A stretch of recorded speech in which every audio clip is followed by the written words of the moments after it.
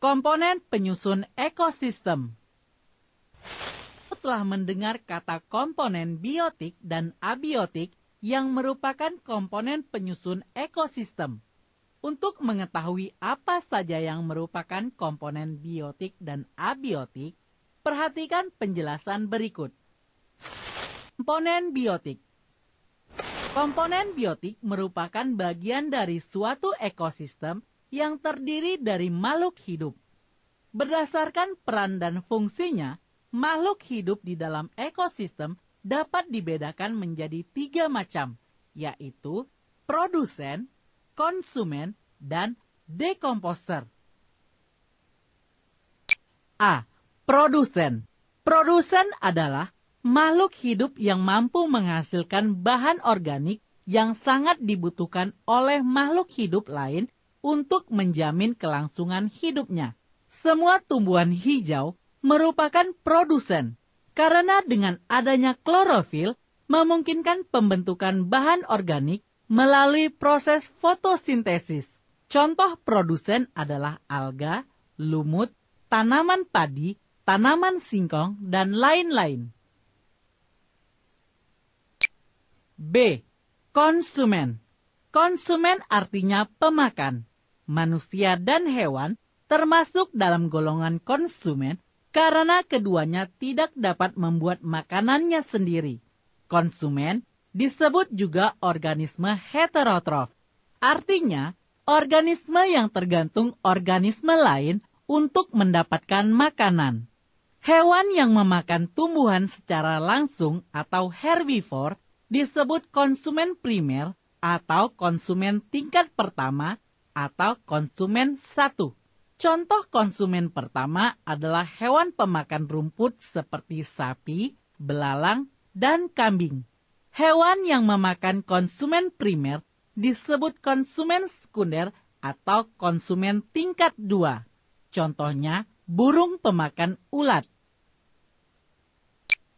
Hewan yang memakan konsumen sekunder disebut konsumen tersier atau konsumen tingkat 3. Misalnya, burung alap-alap yang memangsa burung pemakan ulat, dan seterusnya hingga tidak ada lagi hewan lain yang memakan konsumen tersebut. Konsumen terakhir ini disebut konsumen puncak. Biasanya, konsumen puncak dalam ekosistem adalah konsumen tingkat 4, sedangkan manusia tergolong konsumen yang berada di semua tingkat. Manusia dapat beradaptasi di semua habitat sehingga manusia mendominasi ekosistem. C. Dekomposer. Dekomposer atau pengurai. Kelompok ini berperan penting dalam ekosistem. Sampah atau bangkai membusuk karena adanya proses pembusukan dan penguraian atau dekomposer. Bayangkan saja, jika dekomposer tidak ada, kita akan melihat sampah yang menggunung dan makhluk hidup yang mati tetap utuh selamanya. Makhluk hidup yang berperan sebagai pengurai atau dekomposer adalah bakteri pembusuk dan jamur. Bakteri pembusuk dan jamur ini menguraikan zat organik yang terdapat pada makhluk hidup yang sudah mati menjadi zat yang lebih sederhana, seperti mineral atau zat organik lain. Selanjutnya, tumbuhan menggunakan mineral atau zat hara tersebut untuk pertumbuhan dan perkembangan. Komponen abiotik. Abiotik atau bukan makhluk hidup atau komponen tak hidup. Dalam suatu ekosistem, komponen abiotik sangat mempengaruhi kehidupan komponen biotik. Komponen abiotik ekosistem meliputi suhu, cahaya matahari, air, udara, tanah, kelembapan, garam-garam mineral, dan iklim. A. Suhu. Suhu atau temperatur adalah derajat energi panas. Sumber utama energi panas adalah radiasi matahari. Suhu sangat diperlukan oleh setiap makhluk hidup. Suhu juga mempengaruhi perkembangbiakan makhluk hidup. Contohnya, beberapa jenis burung melakukan migrasi menuju daerah yang sesuai untuk berkembang biak. Suhu lingkungan juga dipengaruhi oleh adanya tumbuhan. Tanah yang gundul memiliki suhu yang lebih tinggi daripada tanah yang ditumbuhi oleh tumbuhan. Suhu lingkungan berpengaruh terhadap jenis makhluk hidup yang menghuni lingkungan tersebut. Makhluk hidup umumnya hidup di daerah bersuhu sedang dan perubahan suhunya tidak mencolok. B.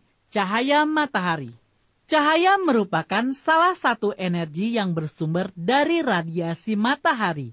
Cahaya matahari diperlukan oleh tumbuhan untuk fotosintesis.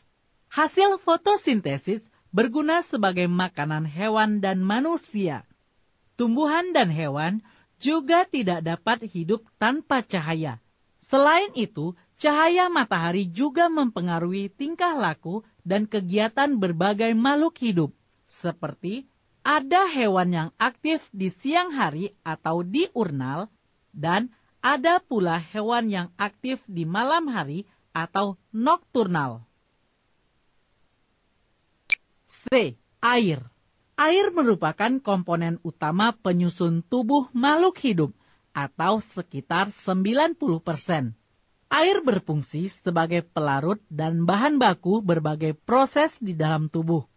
Jika tidak ada air, tumbuhan hijau tidak berfotosintesis, tubuhnya layu, dan akhirnya mati. Keberadaan air pada suatu ekosistem sangat mempengaruhi jenis makhluk hidup yang dapat hidup. Contohnya, daerah gurun yang kandungan airnya sedikit memiliki jenis hewan dan tumbuhan yang sangat berbeda dengan daerah hutan hujan tropis. Hewan dan tumbuhan beradaptasi untuk menyesuaikan keadaan air di lingkungannya. Contohnya, kaktus yang hidup di gurun pasir, daunnya mengalami modifikasi menjadi duri untuk mengurangi penguapan. D. Udara. Udara terdiri dari berbagai macam gas, di antaranya nitrogen 78,09%, oksigen 20,93%, karbon dioksida 0,03%, dan gas-gas lainnya. Gas nitrogen diperlukan makhluk hidup untuk membentuk protein. Gas oksigen sangat diperlukan tumbuhan, hewan, dan manusia untuk bernapas. Dan gas karbon dioksida diperlukan tumbuhan untuk berfotosintesis.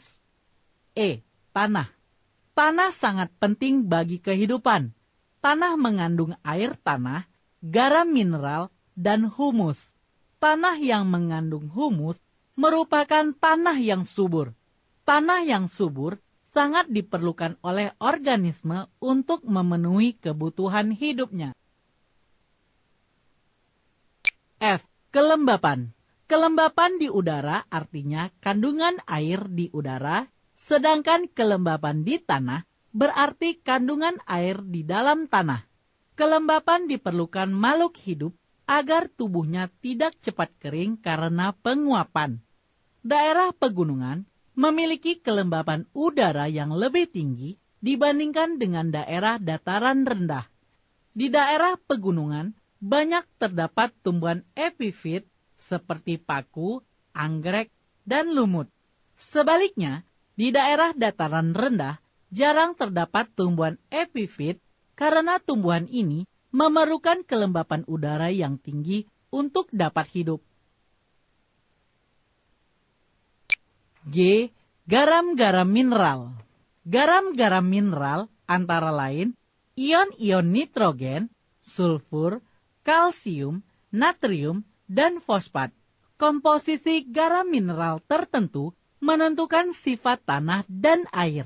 Misalnya, kandungan ion-ion hidrogen menentukan tingkat keasaman, sedangkan kandungan ion natrium dan klorida di air menentukan tingkat salinitas atau kadar garam. Tumbuhan mengambil garam-garam mineral atau unsur hara dari tanah dan air untuk proses fotosintesis. H. Iklim. Iklim merupakan keadaan cuaca atau kelembapan udara, suhu, curah hujan, dan sebagainya sepanjang tahun pada suatu daerah di permukaan bumi. Iklim akan berpengaruh terhadap tingkat kesuburan tanah dan distribusi tumbuhan serta hewan.